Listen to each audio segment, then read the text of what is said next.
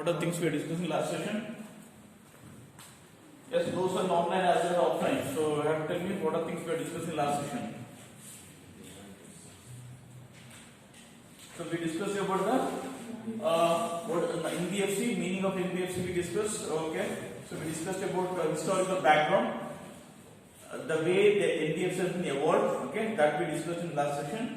And different committees which is responsible for bringing some of the regulations and some of the stringent rules and norms in the economy. Okay, the committees like this may be James committee, it may be committee headed by Shah, or maybe the committee is headed by Vasudev. So these are the committees which have brought a lot of regulations in the NBFCs. Okay. So what are the weaknesses and deficits were there in the NBFCs, that they have removed it and they made some robust system in the non-banking financial corporations. Okay. Even in the last class we discussed about the basic difference between banks and NBFCs. Okay. The regulations which has been brought to have control over the NBFCs, we discussed some of the things like so 45 1A of the RBI Act 1934. It is a mandatory that every NBFC should be registered. Okay, with the so even to avoid a double registration, if they register with RBI, they not register with the SEBI. If they register with SEBI, they not register with the RBI. Okay. So even they what is the amount that minimum investment that they mentioned it. Okay, and even they mentioned about the what is the amount that they have to keep as a deposit. Okay, all these things we discussed in the last session. And other regulations like how much funds you have to keep at the reserve. Okay. And acceptance and renewal of public deposits, and even we discussed about the what is the interest that they can offer. Okay. So role of NBFCs we discussed and importance also we discussed in last session. Let me not repeat. Types of NBFCs I think I discussed. So we have different types of NBFCs like equipment leasing company, hire purchase company, loan company, and investment company. Recently these four the classification has been re-modified to so asset finance company, investment company as well as loan company. Okay. I'll not be going depth about this. So mutual benefit financial companies, NBFCs we call. So we discussed length and breadth about the mutual benefit financial companies, and even discussed about the investment companies as well as equipment leasing companies. Okay. And hire purchase we discussed, loan company we discussed. So I think we discussed up to this particular point, right? So in this class we start with that. What are different types of loan? Okay. When we talk about the loan, so we have two different categories of loan. Okay. What are they? So we call that the secured loans as well as unsecured loans. What is the secured loan? What is secured? Secured means secured stands for what? What does secured loan stands for? Does anybody? If NBFC wants to provide a loan, they'll get the collateral in return. Oh, sorry, can you come back? If if I want to get a loan from any NBFCs, so I need to pledge anything to get a loan. Okay. See here, in case of secured, the simple meaning of secured means some of the assets of the borrower has been secured, has been collateral, or has been given as security. Say for example, if you are buying a home loan, okay. So what is the product you are buying? You are buying a home loan. When you are buying a home loan, what is the security you have? The banker will have. They have the mortgage of the house. So they take the mortgage of the house and they lend it. And in the same way, so when they go for a high purchasing of a vehicle, say if a motor vehicle, whatever it is, they have the high quality car, they have to pledge with the banker. Okay. So these are what we call basically, we call the secured. Some of the assets which is secured. Okay. So you can see here, a secured loan is a loan in which the borrower pledges some of the assets as collateral. Okay, so for example, we have car loan or property loan, whatever it is. So what we do, we are going to attach some of the security. So for the amount what we are going to borrow. In case of default, if the first customer become a defaulter, if the client becomes a defaulter at the time, so bank will have a security that. So by selling of the whatever the assets they have pledged, so by whatever assets they have mortgaged, by selling it off, so they can recover the money. That was the basic idea behind the secured loan. Okay. In the same way, we have unsecured loans. What is the unsecured loan stands for? So in which we don't have any security assets. We don't have any security. So here, basically, in case of unsecured loans, so we can see that unsecured loans are monetary loans that are not secured against the borrower's asset. Okay. Suppose if I become a defaulter, they cannot seize take any of my property because it's not been secured. Generally, it might be secured, but not in particular. Okay. So those kind of things we call it may be some of the examples of this your unsecured loans are your credit cards. So on which they issue the credit card on which you will not have any, you will not be tagged with the any of the security as a collateral. Okay. So in even same case with your personal loan or bank overdraft, in all these cases, what happens is they give the loan without having any sort of security. Okay. So this is what basically we call unsecured loans. Whenever the company, whenever they any NBFC issues a loan or grants a loan, normally they are going to get so any of these kind of loans. Either they may grant a secured loan or they may go with the unsecured loan. Okay.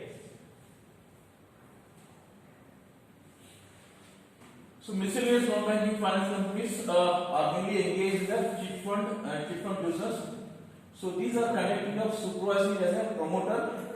So here, conducting of supervising as a promoters by which the company enters into an agreement. Okay. Here in case of when it comes to the what you call the miscellaneous non-banking financial companies, so basically it is normally something called engaged people who are engaged in chit fund business. Normally we call those kind of business as what you call miscellaneous non-banking financial companies.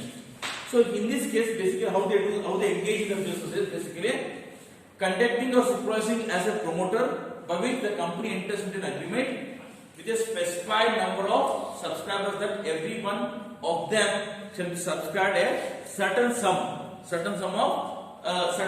in installment for a definite period, and that every one of such subscriber shall in turn as determined by lot or by auction or by tender or in such manner as been prescribed for in the arrangement be entitled to the price amount. So the concept is the way they express definition is not so complicated like that. It's very simple. So what we do is every month or every year as there is the arrangement or agreement, okay, they'll pull up some amount, okay, and they every month what they do, they auction it. Say for example, so 10 members come together, they made some cheats, okay. Each one of them has contributed, let's say 50,000 rupees in a cheat. So 50,000 into 10 means it is 5 lakh rupees. The amount is, the corpus amount is now 5 lakh. Now what do you do with this 5 lakh? Now with the 5 lakh will auction. Whoever takes that money with a lesser price. Say for example, so 5 lakh is the amount. Somebody says that I will be paying back 5 lakh rupees, but I will take this one for a 4 lakh. Hope I am getting what I am saying. The 4 lakh rupees is taking, the auction amount what is saying is 4 lakh. Okay, but how much has to be paid? 5 lakh. The 1 lakh rupees is the amount what they got is the price amount. This price amount what they do, they distribute among the members. Okay, so every month whoever in need of money, what he or she does, so they do they bid the auction, they participate in the auction, they go for a highest bidding. Whoever has got the highest discount they offer, so they will be getting this thing. Okay. So rest of members, a chit fund scheme generally has a predetermined value or duration. So when normally what happens in the chit fund is it will have a definite period or definite time. Say for example 3 years. So chit will run for 3 years. After that it will discontinue till such time whoever takes the money. So earlier people who take the money, so obviously they have more advantage. Later they take the money, obviously they will have lesser advantage because they had to repay tax very less, maybe for a period of one month or 2 months or maybe 1 year, whatever it is. So during that particular period of time, so they have to pay higher amount. But what happens? So the duration of paying period is very less, so they not get much advantage of it. So during the initial stage, whoever get the auction, whoever get the price amount, so obviously they have more benefits. Okay. So people who doesn't have required any money, so don't think that they will incur loss. No. So what they do, they are more maximum beneficiaries. Whoever takes the money, whatever the discount they get, that amount will be again distributed among the rest of members. In that way, the people will not take the money for them, so normally they will be more beneficial. Each scheme admit a particular number of members, generally equal to the duration of the scheme, who contributes a sum of money every month. Okay. So to the pot, and the pot is then auction out every month. So that what I said earlier. So they will be collecting the pooling of the money every month, and that amount will be put at auction every month. Okay. So maybe they will specify certain dates, maybe 15th of every month, 20th of every month, so 30th something they have mentioned some date. On that day it will be auctioned. The highest bidder, also known as the price subscriber, means the pot for that month. The bid amount was called as a discount. That's what I said. So the bid amount is however whoever gives the highest whoever opts for the highest discount. Okay, will be calling as a winner. Okay, and you will get a price amount. Okay, and the price subscriber means the sum money equals to the cheat value less the discount. Okay, so cheat value is 5 lakh. So 1 lakh rupees may be discount amount, and you will give 4 lakh rupees, but he has to pay back 5. So that's how this cheat fund works. Okay. So discount money is then distributed among the subscribers as dividend, and in subsequent month the required contribution is brought down by the amount of dividend. Okay. So that for example, say 5 lakh rupees is there. So out of 5 lakh, 1 lakh rupees is we got as a dividend. To that extent, so 1 lakh divided by, let's assume that we have 10 members. So 10,000 rupees. So next month, whatever the amount they have to contribute on, in that they will be deducted by 10,000 rupees. They need not pay full amount, they have to pay less 10,000 rupees, they have to pay the payment. Okay. So this is how this miscellaneous non-bank finance companies work. Okay. So I think I said this one. This core provision of chapter 3B of the RBI Act, including the cheat fund companies, have been exempted from all the core provisions of the chapter 3B of the RBI, including the registration. They did not even go for the this that they have been amended. As I said in the last one also, it has been already amended. Okay. So residuary non-banking companies, one more type of company which acting as a non-banking finance company, or I can call it as one of the different forms of NBFCs. Okay. The companies which receive deposit under any scheme or arrangement by whatever name called in one lump sum or installment by the way of contribution or subscription or by sale of units or certificates or other instruments or any manner are called as, so basically we call them as a residuary non-banking companies. Okay, so in simple, the simple meaning of this is, if any of the companies or financial institutions, if they mobilize the funds or if they mobilize the deposit either in lump sum or maybe in periodic, okay, for a specific period of time. Okay, so those companies or those financial institutions will be called as a residuary non-banking. They are not banking, they are non-banking, they are accepting deposit, but they are not banking. Those kind of companies we call them as a residuary non-banking financial companies. So this RNBCs, residuary non-banking financial companies. So basically what they are a class of NBFC which cannot be classified as equipment leasing company. They are not equipment leasing company, or they are not hire company, or they are not the loan companies, or they are not the investment companies. So apart from these three, four companies, whichever we have, we call them as a residuary non-banking financial companies. Okay, but which tap public savings by operating various deposit schemes. What they do? So they tap the public savings. So whatever public savings they have, they mobilize that savings.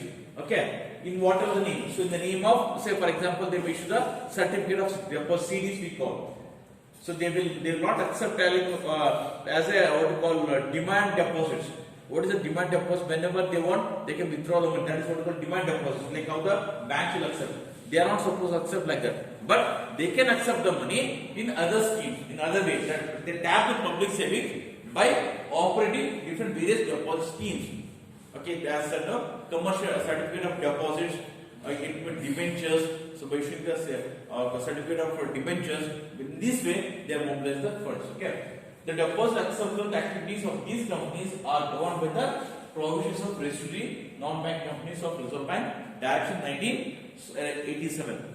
So in 1987 they have passed a separate resolution by RBI, so which is named as Residuary Non-Banking Companies Directions 1987.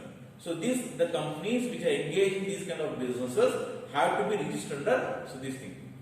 Residuary, so they have to be compiled, not registered, they have to compile by this particular act. So this act has been passed by the RBI in the year 1987. So as per the act which has been passed, so they have to compile, they have to apply with this act, and they have to do their business operations. How will they? How will they make profits, sir? Even Obviously, so they take the deposits. Yes, sir. That, say for example, I take a deposit from you. Okay, I will invest in something else. You said no, sir. Arbitration cannot be classified as equipment leasing. They are not considered because they are not equipment leasing company. They are not given the loan. Okay. There is also one thing called investment. One more. RMBCs are a class of entities which cannot be classified as equipment leasing companies. They are not equipment leasing companies, or they are not hire purchase companies, they are not loan companies, or they are not investment nidhi or chit fund companies. Their specific business not to do all those things. Their basic motto, the basic objective is not of all those things. So their motto is basically, see what they do. So they take they mobilize the amount in the name of some schemes they will float. With that scheme they will raise the money. Okay. With that money, what they do? They park this money not as an investment. It's not as a mutual fund people and how they do not. Like this they will not do. What they do? They invest. They park this money in any of the funds or any of the treasuries or who are in need of the money. They loan, but they are not the loan companies. They do all these activities. They may do sometimes hire purchase activities. They do all this, but their basic business is not to hire purchasing. Their basic business not to equipment leasing. Okay, it is something like what you call the second option to get the loan for anybody. So those companies, but their objective is not to give the loan, not to invest, but they do all these activities. But with the different schemes, they mobilize the fund and they park in different way. They need not necessarily be equipment, because some companies will be special only equipment. Some companies will be only for loan. This is not the only this specific kind of thing. They may do all these things, but they will not do any specific kind of thing. Okay, for that reason, so they mobilize the funds and they do it. But in equipment leasing company and hire purchase company, they are not supposed to mobilize the deposits. They are not supposed to mobilize the funds from the public, but these people can do it. Okay. So the deposit acceptance activities of these companies has been called by the RBI, the registry non-banking companies, Reserve Bank Direction 1987. Okay. So what this direction is all about? So this direction includes provisions relating to minimum, not less than 12 months. That is, whenever they accept deposit, the acceptance of deposit should be minimum for a period of 12 months and not more than 84 months. That is, the minimum period is 12 months and maximum period is 84 months. Within that they have to act. Okay. So deposits prohibition from forfeiture of any part of the deposit or interest payable thereon, disclosure requirements in the application forms and the advertisement soliciting the deposit and periodical returns and information to be furnished to the Reserve Bank. Okay, here the what they said is, so any of the RMBCs, if they are mobilizing the deposit from the public, they have to furnish all those things, and this information they have to submit a copy of this information to the Reserve Bank. Okay, so the 10 NBFCs are still functioning as RMBCs. So the 10 NBFCs, some of the NBFCs, like numbers may not be accurate. The numbers is getting varied because this statistics I had taken maybe of 3-4 years back. This statistics, okay. Maybe now they are saying 10, it might added or maybe it has reduced to some extent. Okay, 10 NBFCs are still functioning as RMBCs. The total deposit of which amounts nearly rupees 11,000 crore, consisting of about 57% of total deposit of all reporting NBFCs. So though they are very small in numbers. How many numbers? Just we are saying you 10 NBFCs. So 10 RMBCs. 10 RMBCs contribute so much to the extent of 57% of the total NBFCs. So NBFCs is a huge number. Today you can go any Tom, Dick and Harry is a financial consultant. Any Tom, Dick and Harry is doing a financial activity. Because very simple to do, no? Very simple. Just you have to obtain GST and get it that things done, and you can start tomorrow itself. You can start the business. Correct, no? What you are doing? You are paying somebody's money. Fine. Suppose if you are doing something, if something goes wrong, public and borrower, they will be the losing. Either these people or that people. You are not losing anything. What you are doing? And consult. You are giving advice, which is not free of cost. Which public you are you are charging some amount. Okay. So this is these many NPS were there still. So this RMVC has made a very good impact in the society. So that means 57% is contribution, not a lesser thing. Okay. So finance sector reforms. So you can see the last aspect of your this module NPM series. We have to understand what are the reforms that has taken place in the financial sector. Okay. So this may be you can consider this not exactly for the syllabus, for general knowledge. We can okay. So NPS is having foreign investment more than 75% and up to ₹100%, and with a minimum capitalization of $50 million. Just imagine. So NBFC is having a foreign investment. So NBFCs can go up to 100% of the foreign investment. Okay. So NBFC is having foreign investment more than 75%. Most NBFCs, which is I'm saying gains. I'm talking about the gains. Okay. Having foreign capital more than 75% and up to 100%. 100 to the extent of 100% has been allowed. Okay. And with a minimum capitalization of $50 million. So the base capital with which they have started the company is $50 million. What's the amount? In rupee, if I talk in rupee, $50 million. What is the value of $50 million rupee? You want to calculate, you want to hand over somebody, okay? What is today's rate? 350 lakhs. So, what is today's rate? Approximately, let's assume the 72. 70 or 72? Let's assume 70 for the rough calculation. 70 into 50. 350 lakhs. That is the minimum amount that NBFCs are having. Okay. Can set up a subsidy for specific NBFC activities without any restrictions on the number of operating subsidiaries and without bringing in additional capital. So RBI has said this. So RBI, what the norms what they have brought is, so any NBFCs can start up with a minimum capital of $50 US. Okay, $50 million US, and they set up subsidiaries for specific NBFC activity without any restrictions. Without any restriction, they can operate the NBFCs throughout the country. Okay, and on the number of operating subsidiaries and without bringing any additional capital. Once they brought the capital, that's sufficient, and additional capital is not required. With the initial capital what they brought, they can have as many subsidiaries as they can. Okay.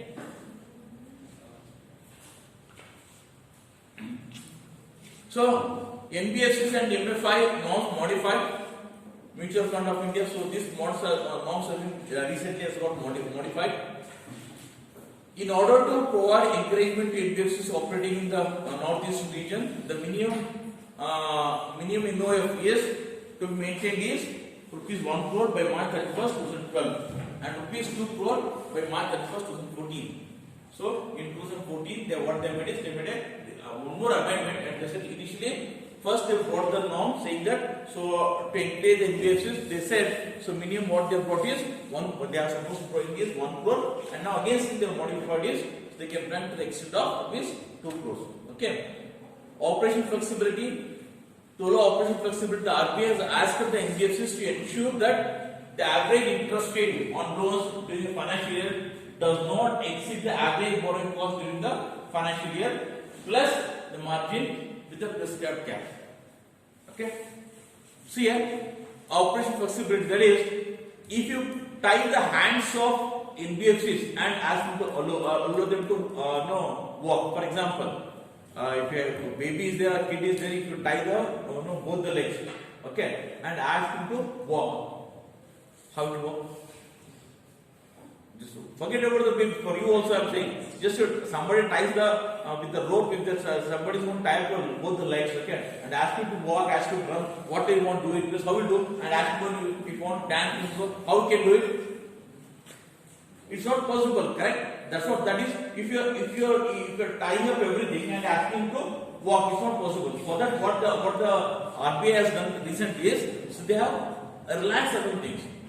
Okay. So interest rate, if they are fully rigid on the interest rate, it is not easy for example, sometimes they have upper limits and lower limits, both are very important for us.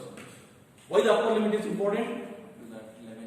To that extent, we can do the interest either on the borrowing or on lending, both are the same. So we have that flexibility. We can go to that. For example, in case of borrowing, in case of lending, I can lend to the extent of 12%. If that is the case, I can lend to the extent of 12%. If it is minimum, say for example, somebody is taking a crores to your money loan, I don't miss that particular person. But if I say 12%, he will not take. If I come back 11, 10 or 9.5 means probably they think of taking from me. So that is minimum required. But at the same time, they are giving some caution here. What is the caution? Whenever you are lending the money, you should ensure that what is the borrowing cost.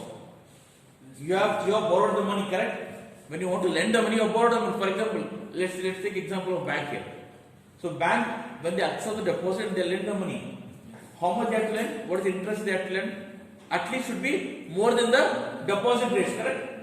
If they take the deposit, if they take the money, or if they take the deposit rate of 8%, and if they lend it at 7%, can they make the profit?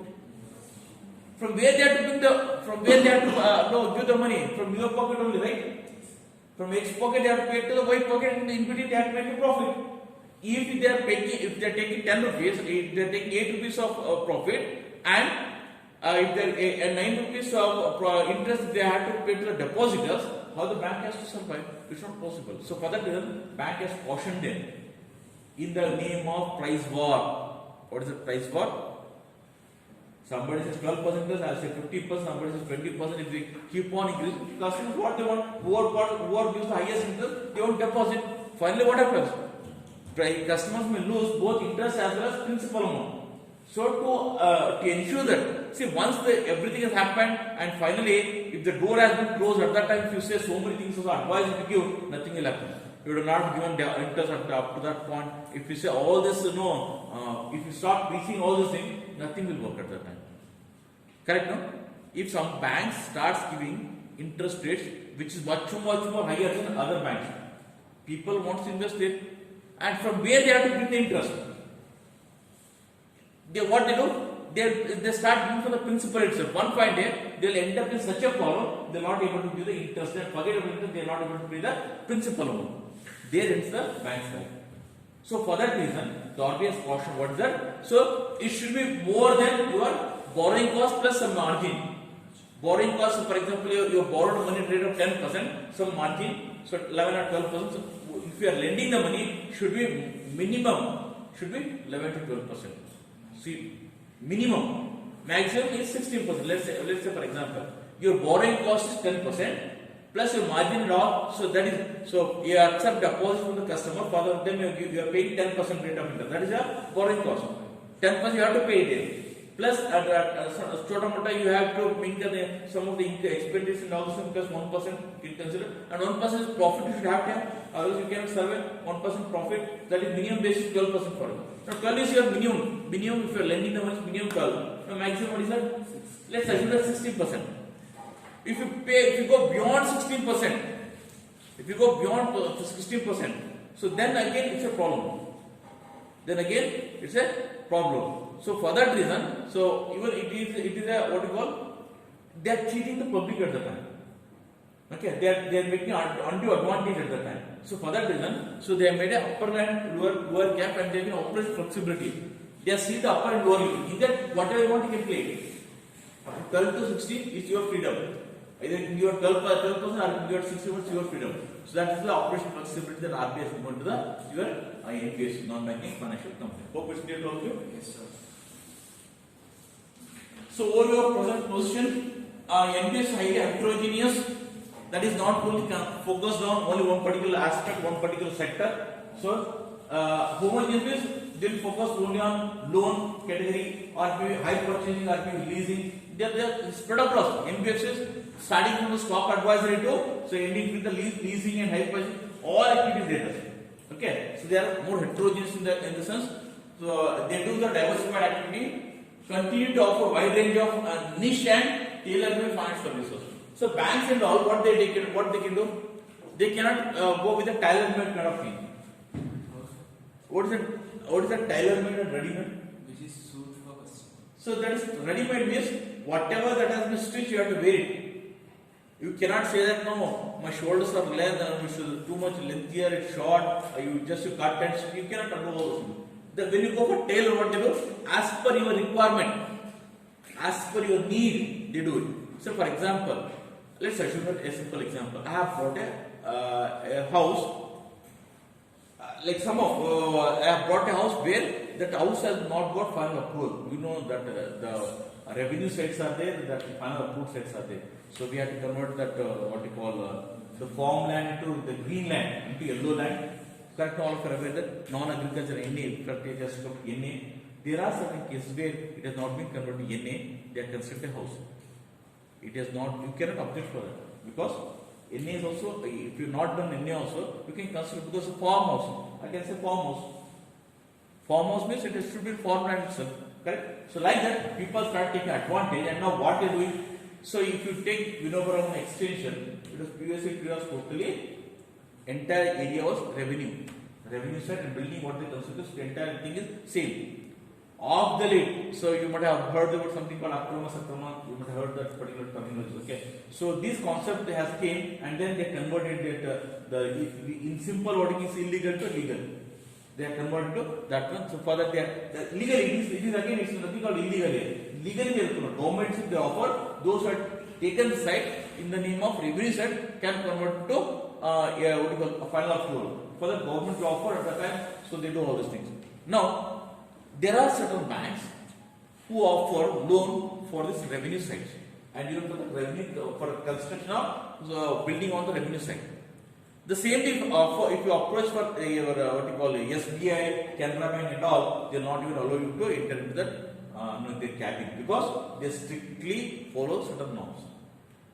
So there are certain NBFCs, housing finance companies. They take, even if the plans are not approved, these things also, they'll make some adjustment, they'll pass it on, the file will pass it on. I'm not saying illegal, I'm saying that is what we call tailor-made. They understand the customer need.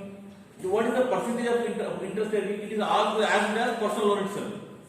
It is as good as personal, but they have got some security over here. They can easily get no. So whereas today housing loan rate is, anybody has an idea what is the housing loan rate? 6.5 to 7.5. It is 6.52. It starts with 6.5. It is 7 to 7.9 up to the extent of 8. It is there. Whereas if the revenue side, if you go for any, if you take example of your any of the invest banks or any of the private banks, if you go, they charge 11 to 12%. If they charge 11 to 12%, just imagine it's as good as a personal account. Personal loan account, correct? The personal account, loan account is the more things remain the same. Is it clear?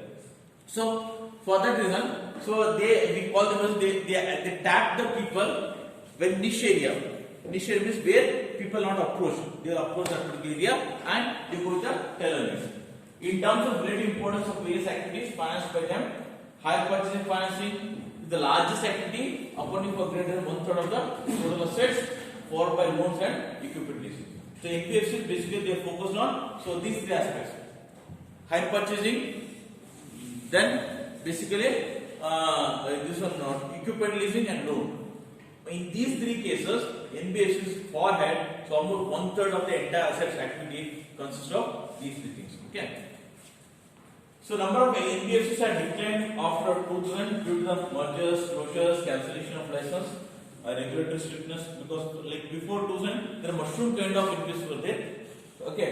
Even though it has closed, now what is called survival for the fittest. People who are very good, who are giving a lot of good services, only they are survived in the market. Okay. So what we can say, especially the Tom, Dick and Harry companies who are there, who are operating in the this society, they have been vanished, and then after 2000, so only the what you call, still we are, I can say a very good number of NBFCs are there, but the mushroom kind of company has gone out. Now only the good number of companies are there in the market. Okay. So maximum rate of interest that NBFCs can pay on deposits has been reduced from 12.5% to 11% per annum with effect from March 4, 2003. Again, it has been changed July 17, 2017. By July 2017, again it has been changed now. They increased to 12%. 12.5% to that has been dropped down. Will they pay 11% return? Yeah. If we deposit. Yeah. NBFC is 11%. I'm saying date is 2003. Okay. And now again they have made changes in the year 2007. sorry, 17. So they increased from 11 to 12.5%, 12%. Again, so for your surprise, they increased 12%. But of the late, when this, because of COVID, because of this, after this demonetization, all these things, recently they have reduced it. Reduced again, they have brought back to 11%. They have brought back to, still it's very common. See here, even if you go for cooperative societies, still they are offering 9.5 to 11.5%. Still, if you go for any of the cooperative societies, they are offering 9.5 to 11.5%. They are offering. Okay. There has been a decline in the scale of deposit in their total source of funds, which has made them rely more on market borrowings, which has ultimately caused increase in their cost of funds. Because see, people invest in invest because they get a higher rate of interest. As the rate of interest dropping, as the rate of interest drops, okay, what happens? People not deposit their money in NBFC, they take out it because NBFC is not as safe as your national bank or scheduled banks. Okay, so for that reason, so they have most of people after 2000 they have withdrawn the money that they started depositing there. So national banks are safe haven.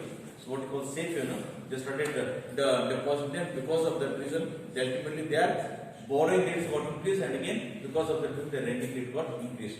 Now NBFCs are offering home loan at rate of 11.5% to 14%, whereas your State Bank of India, Canara Bank, they offer 6.5 to 7.5 to 8, maximum 8%. Just you can see the difference here. Sorry? For women it will be 6 points.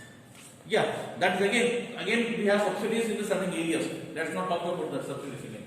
RBI has decided to impose penalties on RBI NBFCs having a deposit of more than 50 crores and above if they don't submit the periodical return. So everybody has to submit the periodical return and compulsory for the people who are having a more than 50 crores. Okay, if they don't submit the record, so they will impose the penalties. Okay, before that it was not there. Recently they introduced that.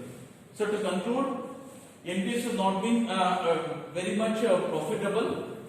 Okay, though outlook we are saying that word, but still NBFCs are the darlings of many of the investors. Okay. So the operating cost of NBFCs has increased and it stands much higher than the cooperative banks. This is one area in which improvement is needed. So why they are not so much profitable? We say because operating compared to cooperative banks, the operating cost of NBFCs has increased a lot. If they curtail that particular aspect, probably NBFCs are much better than your cooperative banks. Okay. Enhancing the credit delivery mechanism. The credit delivery mechanism needs to be more transparent and hassle-free. There should be more stringent norms for the defaulters. So these are some of the suggestions for the NBFCs to be improved. So by this I have completed this NBFCs. For those who are there offline, online, I am saying you have to bring the tables of present value as well as future value of both present value annuity as well as future value annuity and present vulnerability as future vulnerability. All the 4 tables we have. Next class onwards I will start with the problems. And those who are offline, online, it's my suggestion is that even if you come to the class, better because you can understand the problem better. So with this I conclude. So thank you a lot. I will just go for the next session. Fine.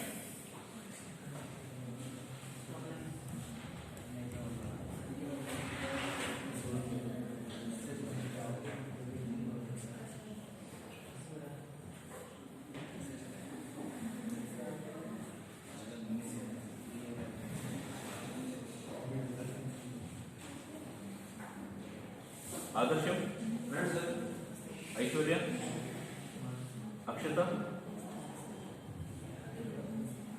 Gyanashri, Kavana, Kavya Phoebe, Kavya HM, Kavya